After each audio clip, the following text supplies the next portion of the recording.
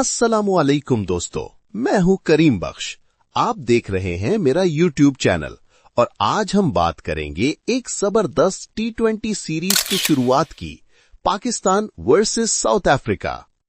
Host Pakistan south Africa का सामना करेगा सीरीज के पहले मैच में, जो कि ट्यूसडे को रावलपिंडी क्रिकेट स्टेडियम में खेला जाएगा। इस दफा एक खास बात यह है कि पाकिस्तान टीम पर्पल जर्सी में नजर आएगी, जो कि कैंसर अवेयरनेस कैंपेन का हिस्सा है। यानी कि ग्राउंड पर सिर्फ क्रिकेट नहीं, एक पॉजिटिव पैगाम भी दिया जाएगा।